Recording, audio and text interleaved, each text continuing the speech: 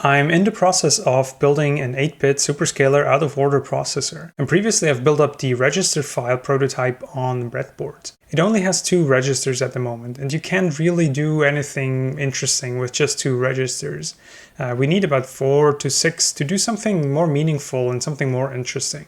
But I also don't want to build more breadboards, just more copies of the same register we have already built twice on the breadboard, because they're cumbersome to build beyond this initial prototype where it's interesting to see how things are going to work out. And they use sort of a lot of space and they're pretty unreliable, with the connections being kind of dodgy. And so I was thinking, instead of creating more breadboards, let's actually take the repetitive part and put it on a PCB. So I'm going to create a general purpose register PCB today. We're going to take the actual register chip, the output buffers, all the LEDs we have, the current value display and all the control signal LEDs, and we're going to put this on a PCB. The address decoding will stay on the breadboard for now because we're probably going to change it around a bit in the future and we might add some more registers. And while we're at it, I think we're going to add a third read port to the register file. I have this feeling that we'll need it sometime in the future. Because we have 16-bit addresses, and things like storing data to memory is going to need 8 bits of data to store to memory, plus a 16-bit address. So there's probably going to be a need of reading 24 bits of data out of the register file at once for some of the more complicated instructions. And we can just use 2 8-bit read ports and concatenate the values to get a 16-bit address, for example. And maybe we'll come up with other instructions in the future that could benefit from this additional read port. Let me fire up the schematic editor and then let's go design this thing.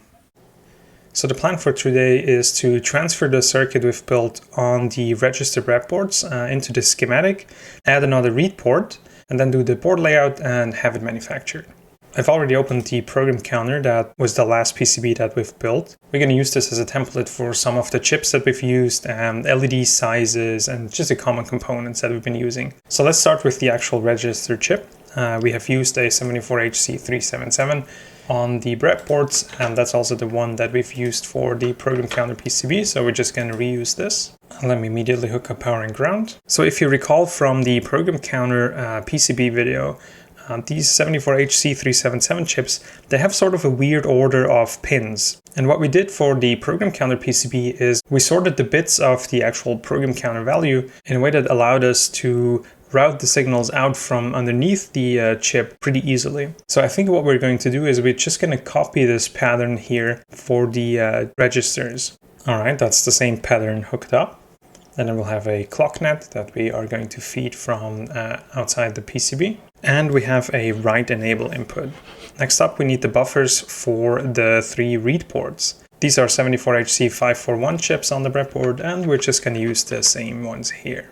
Now these chips can be a bit challenging. Most of the SOIC20 packages, they come in this white flavor, which you can see as indicated by the W7.5, which indicates that these are packages that are 7.5 millimeters wide. However, there's a Texas Instruments version of it, the SO20, which is almost the same as the SOIC20, but it's much more narrow. It's just 5.3 millimeters. And this is just a buffer chip. And since we're building the individual registers and we're going to have a lot of those, every little bit of space we can save counts. So it's going to be a benefit for us to use the narrow flavor of this chip and save some space on the PCB. All right, let's wire up power and ground again. So these have 2 output enable inputs, and we're going to do the same thing we did on the breadboard. We're going to connect one of them to ground because we only need 1 output enable per chip. And so the inputs of the buffers, we're going to connect to the Q outputs of the register, such that whenever we enable the buffers, they're producing the current value that is stored in the register and drive that onto the corresponding read bus. All right, and so the overall register here is going to have 3 read enable inputs, which are controlling which of these output buffers are enabled and are driving their value onto the corresponding read bus. And then the outputs of each of the buffer, we are going to connect to the corresponding read data bus. All right, so that's the read data buses hooked up to the read buffers. And that's all we need in terms of chips for a single register. We have the actual register itself that stores the value, and we have the 3 read buffers that transport the stored value onto the read buses. Now, we want a few LEDs to look at what the current state is of the register. And we're just going to use the same setup as for the program counter again. On the breadboard, we also had LEDs to indicate the state of the write and the read enable signals. So we'll do the same thing here on the PCB, such that it's easy for us to tell which of the registers is selected for updating its value through the write enable and which register is driving to what read data port. And now, since these are active low control signals, we want to hook the LEDs up to VCC and then have the control signals drive. Okay, so those are the status LEDs. Now let me quickly fix the signals that drive the red LEDs. Now we need some pin headers for the inputs and outputs of the register that we're building. And so we have one 8-bit data word that's coming in. This is the write data that is going to be stored in the register. And then we have 3 8-bit words leaving the register, and those are the 3 read data ports. Next up, we need some connections to VDD and ground because we need to bring power in from the outside. And we also have this clock signal that we need to distribute to every single register in the register stack. So let's just combine these into a 3-pin header. And then what's left is we want to be able to drive these control signals from the outside. We're going to do the same thing as we did on the breadboards, and we'll have one of these address decoder chips turn a binary number into a bunch of select lines, and only one of those select lines is ever going to be active, and those lines we're going to wire up to write enable and all of our read enables. So let's use a 5-pin header for this, such that we can have a ground connection nearby just in case. Let's just call this control, similar to what we did on the program counter. And then last but not least, we want some decoupling capacitors here. We want a 10 microfarad capacitor to just generally buffer the supply voltage. And then to cover some of the switching noise, we want to have the 100 nanofarad capacitors, 1 per chip. All right, and those are the decoupling capacitors. Let me clean this up a bit. All right, let's add some logos. Right, and so this is the general purpose register. It's version 1. All right, so let's bring this over into the layout editor and let's see how we can arrange this on the actual PCB. So what I think is that we want to orient ourselves on these pin headers that we have, because those are the things that connect off of the PCB, and these are probably going to be the limiting factors in terms of how densely we can pack these registers into a bigger register file. So let me arrange the write data and the read data ports at the bottom, and also the power connection. And then I think the control inputs we want to come in from the left. And so if you've been following James Sharman's fantastic pipeline, the CPU build, this will look very familiar. He has made a few very clever design choices that allowed him to build his CPU in a very efficient manner. And so his register file layout is definitely worth imitating. And so the general idea is that all the signals that are going to be shared and connected together by the registers. So for example, all the write data pins are going to be connected among all the registers, and then only one of the registers is actually driving a value onto that bus. All of these things we arrange horizontally, like we did here. And what this allows us to do is, if we have multiple of these registers, we can just line them up vertically. And that's what we're going to do here as well. And so let's arrange the headers more carefully such that they are in one line. And instead of having multiple small connectors, we just have one big one that we need to solder in. So these are the horizontal connections that we're going to make off of the PCB. They will drop down to a strip board that will vertically connect the entire stack of registers. And let's see how we can arrange the chips to kind of make most efficient use of the space that we have. This is the actual register that will store the value. And these are the buffers that will drive values onto the read data ports. Let's quickly think about how we're going to lay out the LEDs that show the current value in the register. And then we have the resistors for the LEDs. And now let's think about how data is going to flow on the PCB. It's a pretty simple PCB. What basically needs to happen is there's a data input on the bottom left here And this needs to go into the register chip that is right next to it. And then out of this register chip is going to come the current value of this register. And all we need to do is bring that 8-bit value over to every single one of these buffer chips. Let's plan for this 8-bit value to flow from left to right on the bottom layer, such that we can use the top layer to make the vertical connections here. Let's already plan for the decoupling caps that need to go close to the chips. All right, time to think a bit harder about where exactly these driver chips should go.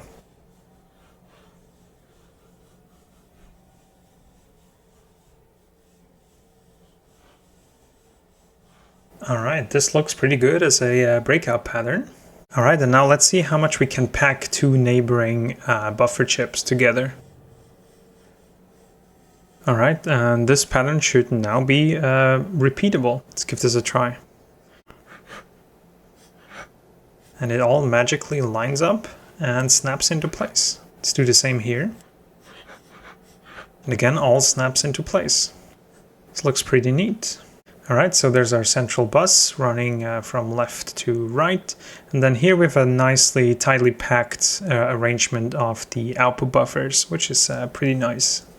And then let's take a look at the left-hand side where the register chip is. And let's see how we can squeeze in the 8 LEDs. Let's move the LEDs into this gap here in the middle.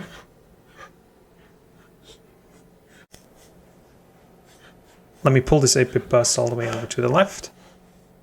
And now to collect these LEDs up to each of the individual bits and the current register value, let's use the same pattern as we used for the buffers over here, where we just pop up to the top layer and basically connect there. Now let's see how we can attach this to the register itself over here.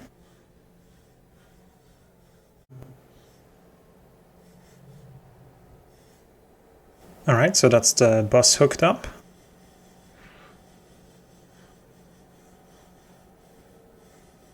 Alright, so that's the main 8-bit data value transported from left to right on the PCB.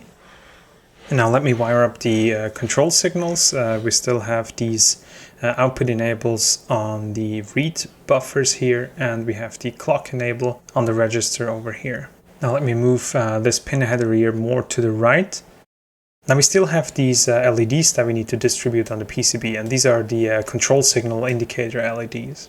One option would be to have them batched up in a corner, for example, up here to the right, or somewhere with the other LEDs or close to the control connections.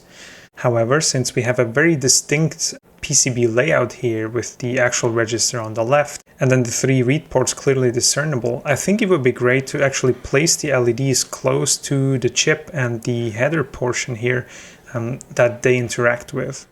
Alright, that's not half bad. And now there's still quite a bit of room between the headers and the actual chips. I think what we should do now is try to move the headers up as much as possible and get them closer to the chips themselves. Now ideally we could make this work. Let's see if we actually can. Let's try to get these signals connected to the buffer.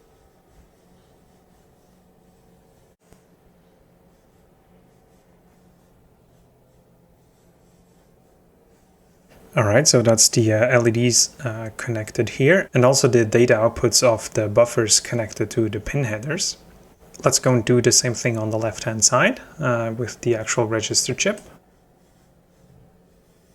Now there's a few more things we need to do. There's a 10 microfarad cap that we want to bring closer to the power header. There's also this resistor network here, which we used for all the control signal LEDs.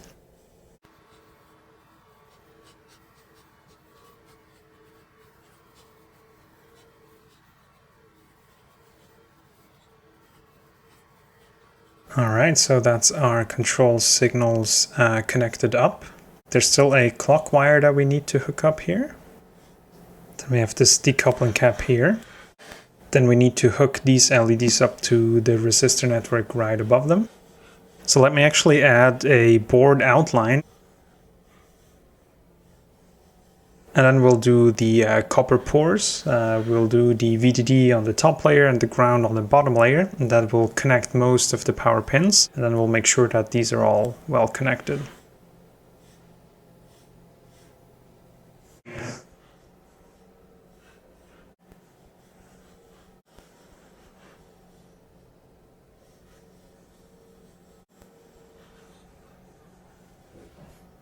Alright, so most things are connected. There are still these islands here that we need to take care of.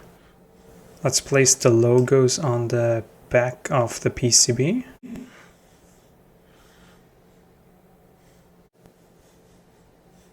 Alright, and now all that's left to do is to clean up the silk screen a bit, such that it looks nice and it's easy to identify the components.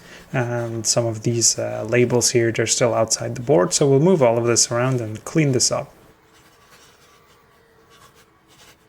Now let me provide a placeholder for the manufacturer's serial number, which they require to be on the PCB on the silk screen somewhere. So if you provide such a placeholder, you can actually tuck it away under a chip so it's not visible after your assembly. And let me label the LEDs. And then last but not least, let's make sure that all the drill holes for these headers have a uniform size. They tend to be a little bit different here and there, so let me check that. Alright, I think that's it. Let's take a look at what we've built.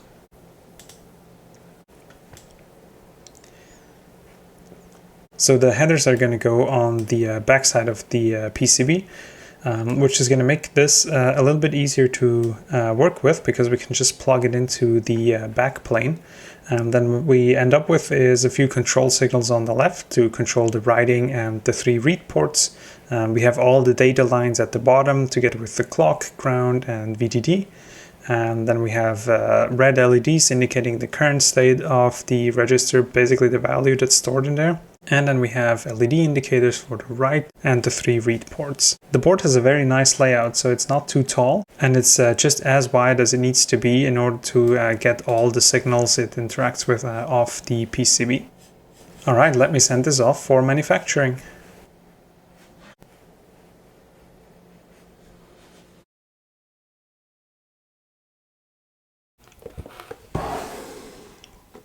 Alright, so this just came in the mail today. Let's take a look inside. That looks like 10 registered PCBs. And there's the stencil for the solder paste. Alright, so let's get the solder equipment out and let's solder a few of those up. Alright, so I propose we solder up 4 of these registers. Let me first clean the stencil. Isopropyl alcohol is a pretty good tool for this because it gets rid of a lot of grease and other manufacturing residues. And then we need a kind of jig such that we can position each individual PCB for a solder paste application. I'm going to use this program counter PCB here as one side of the jig. Then we'll put the PCB here. Then we want the second one such that we can have something to press up against on the bottom side. Let me tape this down.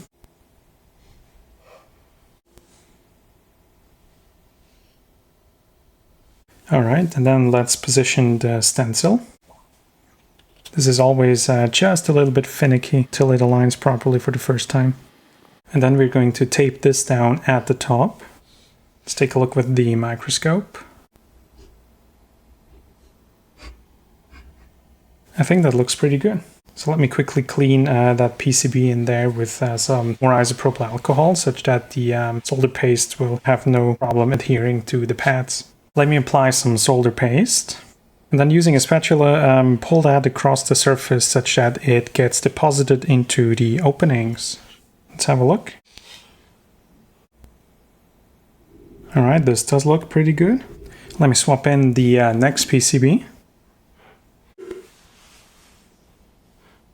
Pads still seem to align properly. So we add some more solder paste. And same story again, just pull the spatula across the surface from top to bottom. And then we double check. This looks good. Although there's this tiny corner down here that hasn't received any solder mask, but that's easily fixed. Alright, swap this out. So let's see if we can make do with what's still on the spatula here. That looks good. So let's swap this out.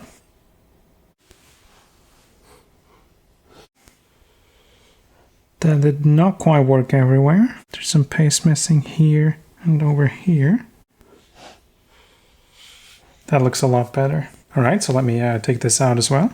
And then let's say, let's disassemble this jig here. And then let's get started with populating the PCB with the actual components. Let's start with the 10 microfarad capacitors. We have one per board. Then there's 4 100 nanofarad capacitors on each register board, one per chip. So let's do those next.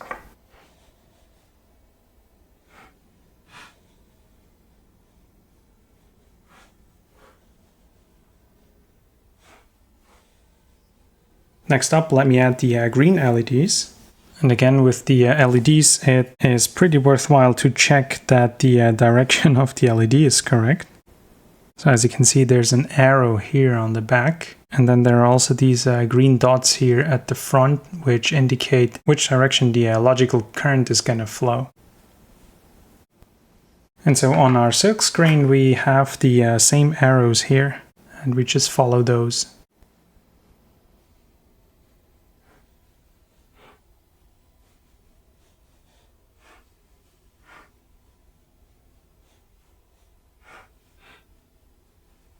Then we have 8 red LEDs per PCB, which indicate the current value that is stored in the register. So let me add those next.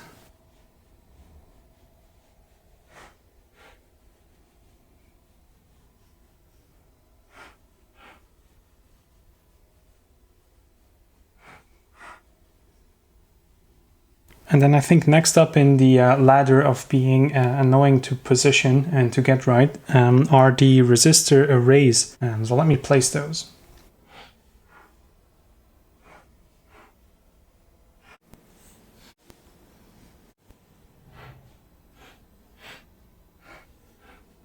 And I think all that's left now are the 4 chips. We have 1 register chip per PCB and 3 buffer chips per PCB. So let's maybe start with the register.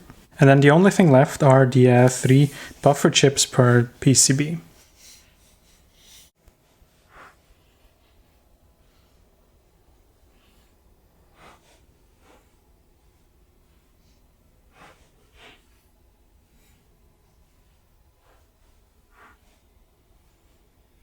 Alright, that's all the 4 register PCBs populated with the chips and the LEDs and all the other components that are necessary.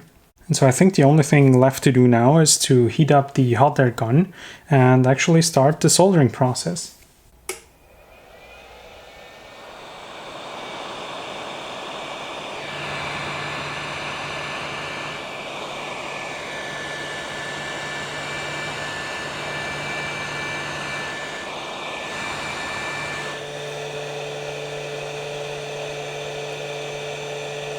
That does look pretty decent.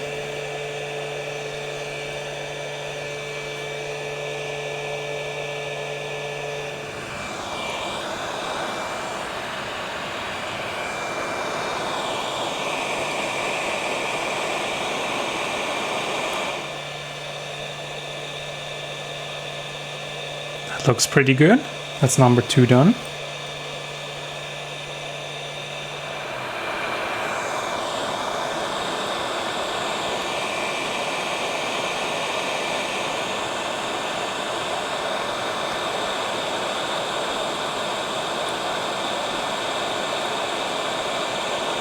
It's number 3 done. Let's move on to the last one.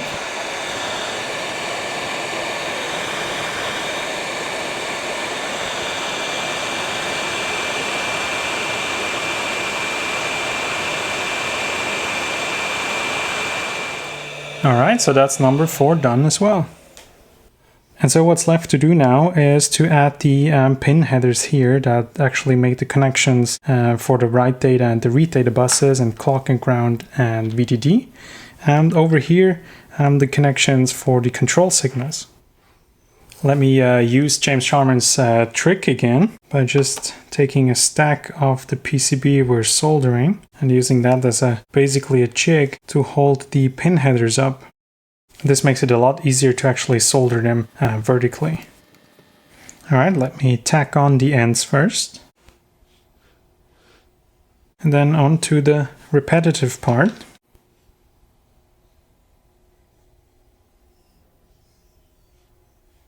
Alright, that's register number 1 all soldered up. Let's go to number 2.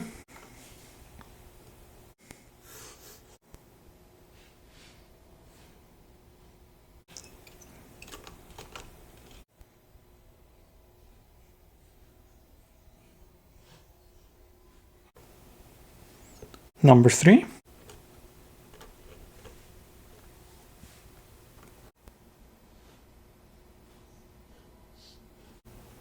Then again the repetitive part.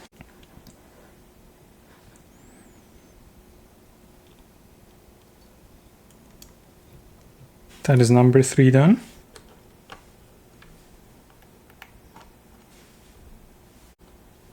And the repetitive part one final time.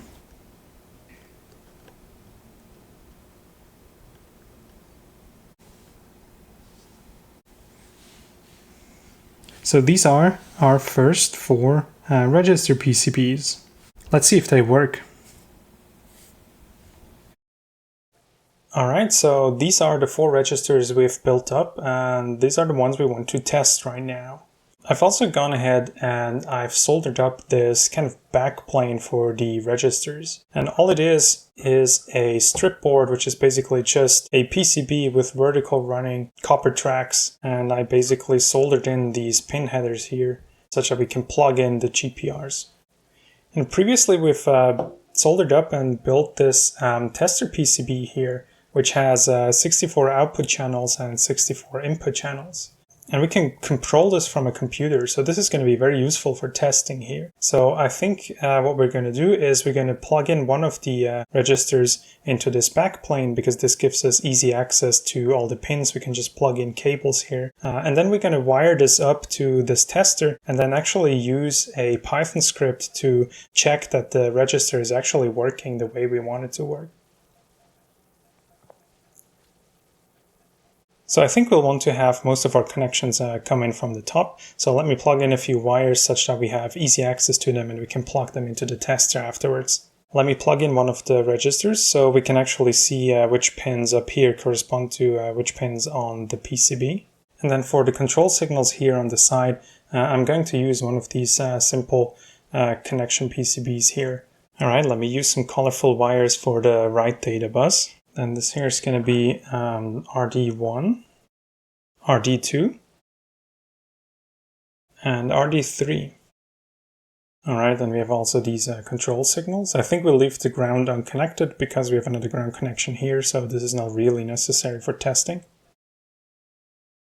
Let me get rid of the other registers, the ones we're not currently testing. And then let's start connecting these things up to the tester. So let's start out easy. We have this write data bus here, and let's wire this up to basically output 0 all the way up to 7. Then we have these control signals over here. Going to plug these into outputs number 16, 17, 18, and 19. Then we also have a clock signal that we want to hook up. And on the tester we have this clock header here. We can basically just pick any of those. Let's put it into clock 0. Quite conveniently, there's also a VDD and ground connection there, so let me wire that up to the actual VDD and ground of the register here. Alright, and now let's finish this up by connecting RD1, 2, and 3. Alright, so I think that's us all set up to hook this tester up to the computer via USB, and then actually go and test this register here. Alright, that looks pretty good. Looks like it's powering up properly.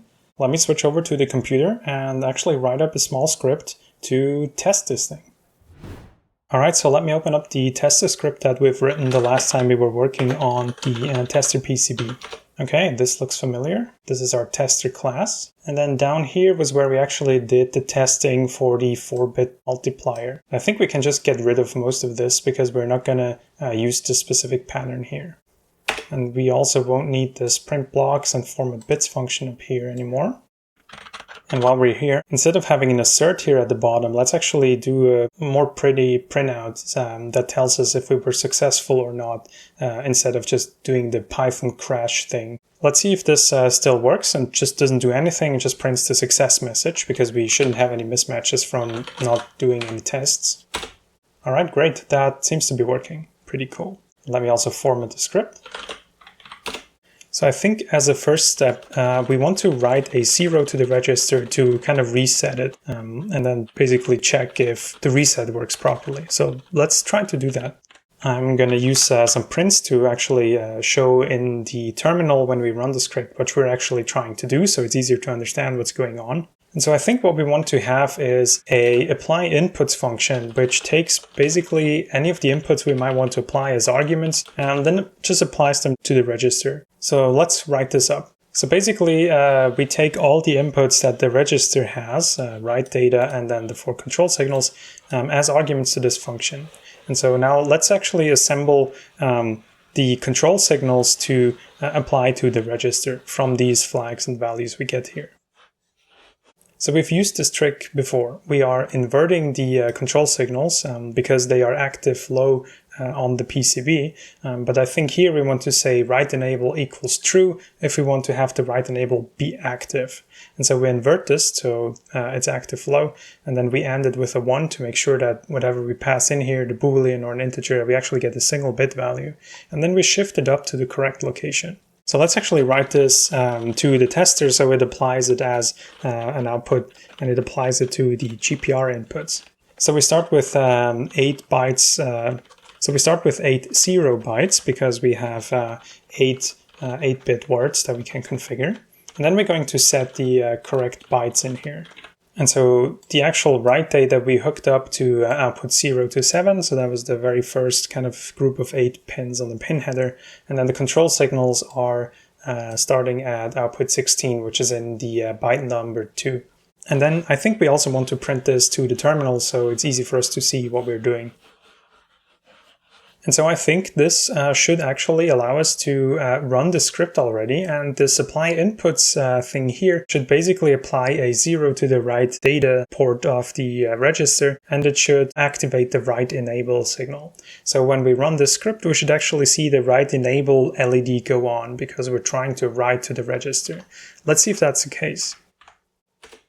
And as you can see on the actual PCB, the write enable light goes on. So I think as a next step, we want to apply a clock pulse such that we can actually store the 0 into the register. And so the register is already cleared to 0 because it happened to come up in this state when we powered up the whole thing. So let's add a second write to an all 1 state, which is going to be easy to observe on the PCB. Then after we're done, I think we just want to deactivate all the control lines so all the LEDs go off at the end of the test. So we just call apply inputs without any arguments, which is basically going to default to everything to 0. All the control lines are off and write data is at 0, but it's not being written anyway, so we don't really care. All right, so I think what we need to do is actually write this clock function here. This is going to be pretty simple. Let's add it here. Basically, the tester has this clocks field here, which is controlling the 4 clock outputs that the tester PCB has. We don't care where the GPR is plugged in. We're just going to toggle all of the clocks. We toggle them high, flush the change out to the tester, and then we toggle them back low and flush that change back out to the tester as well. And I think what we want to have in addition to this clock is, I think we want an interactive flag that we can set high, which allows us to actually step through the individual step of the testing. So it's easy to see what we're doing. Let's show something in the terminal indicating that we're about to clock the register and then wait for user input, which basically allows us to take a step back and then here in the clock function before we actually register, the clock, make our mind up what is supposed to happen as a result. And then when I hit enter, the script continues and we see the result of what we're doing. And so I think this should already be working. So let's see if we can get this to run. All right, so we're in the same situation as before. We set the write enable line and the write data is set to 0. And this shows up here on the LED. But now we have this clock line here, which is telling us that a clock pulse is about to happen. So I'm going to hit enter. And the clock actually did happen. Nothing is visible on the PCB because there was already a 0 written in the register. But now there's another write happening. And indeed, it's our write to an all ones state. So if I hit enter, the all ones value gets written into the register here. And then the write enable line goes off here, which is basically this final apply input step that we had where we disable all the control lines. The last missing piece now is to actually also check whether the outputs that the GPR produces, basically the RD1, RD2, and RD3 outputs, are what we expect. Let's think about how to do that. So I think right here, after we have reset the register to 0 by writing a 0 into it, we can basically check if we can read that 0 that we've written into the register, if we can read that out of all of the read ports we have. And also that the read data port is actually in high impedance state if we don't set the read enable. And so the way I envision this would work is we set the read enable signal of one of the read ports. And then we check if that read port actually produces the value we'd expect, 0 in this case when we enable the first read port, but also that the other two read ports remain in this high impedance state because we have not enabled them. And so we'll use the same trick we used in the previous episode when we worked on the tester PCB, which is we are going to read the inputs twice, once with the pull-up and once with the pull-down resistor. And then we use this information to know when an input is in high impedance state. All right, so this is going to give us the two values we read back with pull-up and with pull-down. And now let's check whether what we read back for the read data ports is actually what we expect. So we're going to create a new function for this, check output, which basically takes the expected value, the one we receive as an argument to the check outputs function, and then the two values that we read depending on the pull-up situation. And then this check output would basically see which of the bits are high impedance and then actually check against what we expect to happen. So let's go and write that check output function here. So as a first step, let's convert the expected value here, which is an integer or the non-value if we want it to be high impedance. Let's actually convert this to a string, which is either the value we're expecting as a string, as basically a binary number, or basically 8Z letters to indicate that it should be high impedance. Now let's do the same thing for the actual values we read. Basically, we're going to convert the value we read with the pull-up and the value we read with the pull-down into a string. And then we're going to compare each of the characters in the string. And if they don't agree, that input is high impedance. And so at this point, we have two strings. We have the expected string and we have the actual string. Now what we can do is we can just compare them and see if they are equivalent. So this is going to count the mismatch if the actual thing we read back doesn't match what we expect. However, this isn't really helpful for us because it doesn't produce any output that is visible in the terminal. So I think what we're going to do is we're going to have the check output function here. We're going to have it return the expected string and the actual string colored according to whether it was a match or a mismatch. And so we can go back up to the check outputs function up here, and this now returns some information for us whether there was a match or not. And so let's do the same thing as for the input. Let's write this to the terminal output so we can see what's going on. So what this will do is basically print the actual value we read back from the register, and then in parentheses the expected value. And it does that for all the read data ports. And then the same as we did with the clock, I think if we're in this interactive mode, I think this is a good point where we also want to pause the script and give us some time to look at what the output was that we read back and see if it all matched up or not. And then we can hit enter to basically continue and do the next thing. All right, so I think this will allow us to check whether the write to 0 worked or not. And I think while we're here, let's add a similar check down here, but without all the read enables, just to see if we successfully wrote this FF value into the register. All right, I think this should already work. Let me switch over to the terminal and let's run this and see if we can actually read the data back out of the register and check whether the data is correct. So again, we start out by writing a 0 to the register. So the write enable goes high. And then if I hit enter, you can see that the 0 is actually written into the register. And so we're already at the next step. We're enabling the first read data port and checking whether we can read back the 0 we just wrote out of that port. So correspondingly, I can see that the read enable 1 light here goes on, which means that the 0 is now being driven on the read data port 1. And then in the terminal, we can actually see that this is indeed what we're reading back out on the RD1 port, and it matches what we expect. It's the 0 we wrote. And the other ports are high impedance state, which is also what we expect. And so let me hit enter again, which basically should do the same check, but for the second read port. And there you go. Second read enable light goes on, and we do the same thing again, but this time read data port 2 is the one that is actually producing the value. And then hitting enter once more. It's going to do the thing for the last time, basically reading out of the third read data port. And as you can see, this is indeed what is being produced. Next up, we're writing the all ones value into the register. So the write enable light goes on again. And indeed, this is being written into the register. And now we're enabling all the read ports at once. So this is also what happens on the PCB. And as you can see, all the read ports indeed produce the correct value, the one we expect. And then hitting enter again is basically going to clear the control lines, and it was successful. Everything matched. Let's do a quick sanity check, for example, disconnecting the read enable 3 line, and let's see if we actually detect this as an issue. Let me step through the script again, and let's pause when we try to do the read through read port 3. All right, so the first 2 reads work. These are the ones through read port 1 and 2.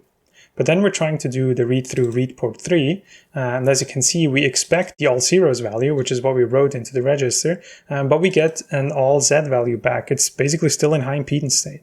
And we can step further through the script, and basically we have another one of the issues where in the second write we do the read back, also doesn't work, and we get a message that we had 2 mismatches, and the script returns a non-zero exit code to indicate that something went wrong. And we also get this nice little cross here indicating that something's wrong now. So plugging this back in and basically running through the program again, everything is back to normal. So that's basically 2 very specific tests. It's a write to all zeros and a write to all ones, and we have a quick check if we can enable the read ports individually. Let's actually do something a bit more fancy now. We kind of know that the register is roughly working at this point, so at least it goes to all zeros, at least it goes to all ones.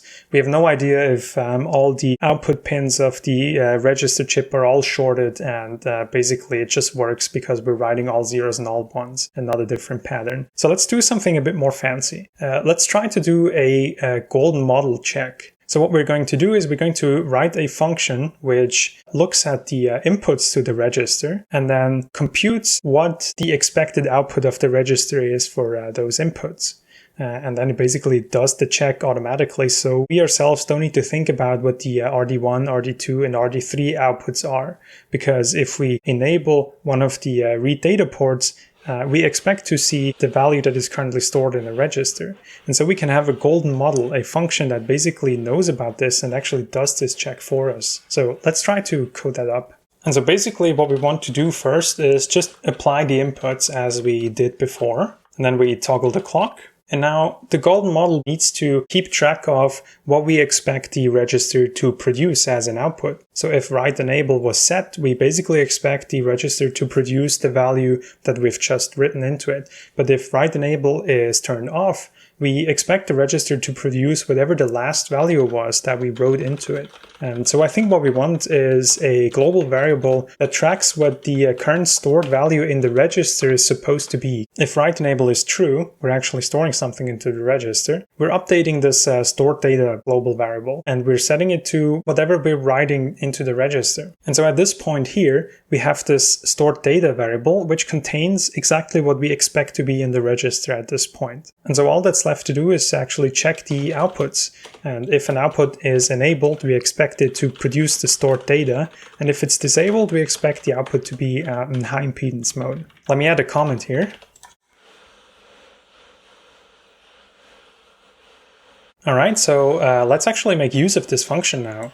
First up, we need to set the stored data variable to what is currently stored in the register. And then as a quick check, let's just enable the first read port, and this will check automatically that the read port produces the currently stored data. And then let's be a bit more fancy. I think one thing we haven't tried yet is checking a bit more carefully if the write enable signal works or not. So I think what we can do is we can try to write the value into the register, but keep the write enable off, and then check with one of the read data ports to see that it's actually not updating until we really set the write enable line. Notice that nowhere here did we have to actually type down what we want to see on the read data ports, because we have this golden model, and the golden model looks at all the inputs and it knows what's currently stored in the register. And that's enough information for that golden model to go on to automatically figure out what we actually expect of the register here. Let me run this and let's see if this works. So I'm going to skip over the first few steps, which we've seen a couple of times now. And so now here we are at the first golden model test. So what we're doing is we're basically just enabling the first read port again. And then let's see if the golden model actually checks for the correct thing. And indeed, it clocks the register, but the write enable is disabled, so no write actually happens. And then it checks if the first read port actually produces the one that it thinks is still stored in the register, and all the other ports are disabled. That works pretty well. Then next up, this is basically us trying to write the hex 55 value into the register, but the write enable is low, and we're trying to read the value back on the read port 2. And so let's see what the golden model does here. So it knows that write enable was turned off. So it knows that the register still contains the all ones value and not the one we have applied to the write data port. And then it specifically checks the second read port to see if the old stored value still comes out. And then next up, we're actually doing the write. Now we want to see the golden model basically update the expected value that is stored in the register and to check for that new value on read data port 2. And indeed, that's exactly what happens. And then next up is the same story, but with read data port 3 and a different pattern. And indeed, the first time there was no update of the stored value because the write enable was 0. And then the second time around, we actually see the new value because the write enable line is turned on. All right, pretty cool. So that works. The icing on the cake now is going to be to take a few random inputs and apply them to the register and then check against the golden model if the register produces the same value as we'd expect. So let me import the random library. Let's actually add a comment here that these are the manual checks. And now let's do a few random checks. And so theoretically, this should be all there's to it. We have a loop which runs a couple of times. I've set it to 10 times just to get things started. And then we just apply new inputs and use the gold model to check the outputs. And the inputs we apply are basically random values. So let's see if this actually works. Let me skip over everything until we reach this new randomized input testing. So this here was the last test we picked manually. And so now we're down to some random testing. And so basically we picked this random bit pattern to be stored into the register. And then by random luck, we picked all of the control lines to be turned on. And indeed, this is actually what we can see on the PCB here. The write enable is on, and also the read enable signals are on. And so when I hit enter, what we should see is the clock happens, and then this value here should get stored into the register. And then since all of the outputs are enabled, this value should be read back on all the outputs. And indeed, the register value updates as we'd expect, and the read data ports all produce the correct value. So let me hit enter again. And we're now applying a new random value, but now the write enable is 0. As you can see, it's turned off here on the PCB. And the only thing we're doing is we're enabling the second read port, as you can see here, to see what's in the register. But there's nothing being updated here, so it's just going to be the old value. And we can just step through this, and this will just do random checks.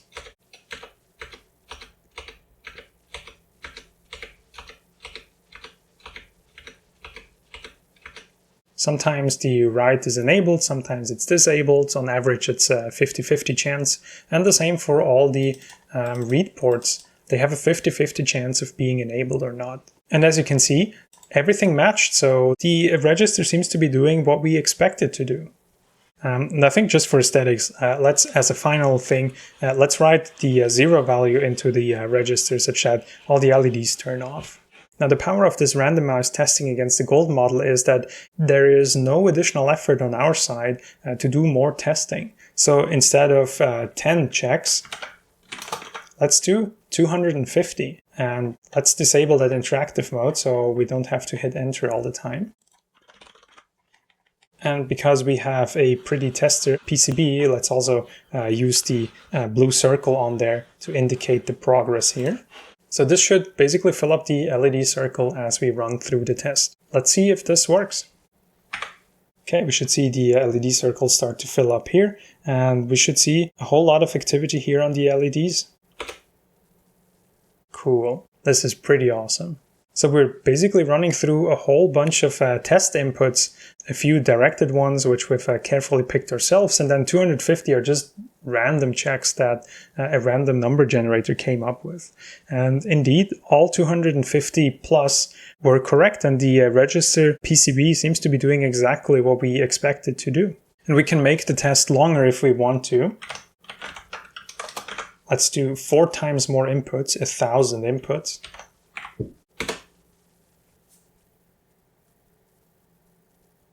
And the only change we can notice is that the blue circle of LEDs fills up a lot more slowly on the tester, because now there's more work to be done. You know, we've tried 1,000 different combinations and wild combinations of data to be written, write enables to be turned on or off, and read enables to be turned on or off. And all the combinations seem to work.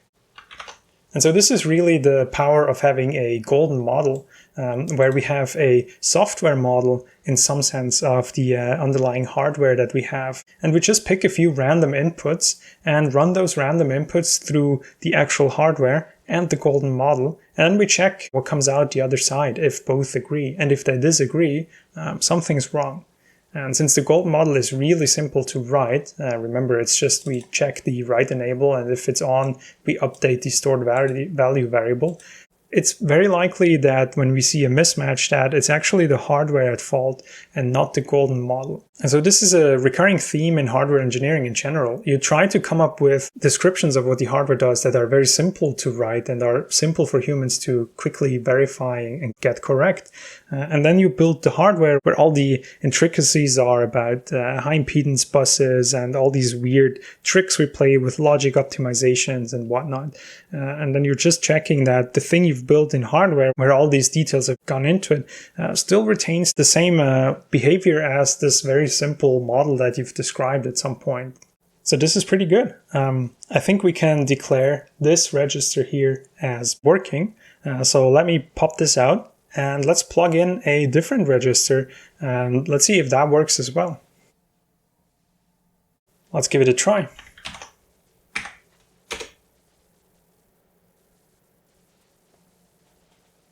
All right, and 1,000 checks later, the green check mark lights up, and our terminal tells us that everything matched, and this register seems to be working as well. So let me try the remaining registers.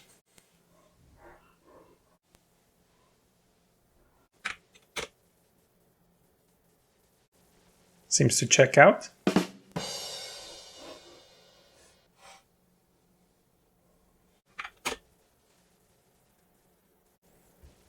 Cool. This looks very promising. That's all our 4 registers checked. And with these 1000 random tests we've applied, I'm pretty confident that they are actually working. All right, so this looks pretty cool. We've built a very compact general purpose register. It has 1 write port and 3 read ports. We've built up 4 GPR PCBs, and they all seem to work, as we've verified with the tester PCB. In one of the next episodes, we'll integrate the new register PCBs into the CPU build. So until then, thanks a lot for watching. Like and subscribe if you want to see more of this, and see you next time.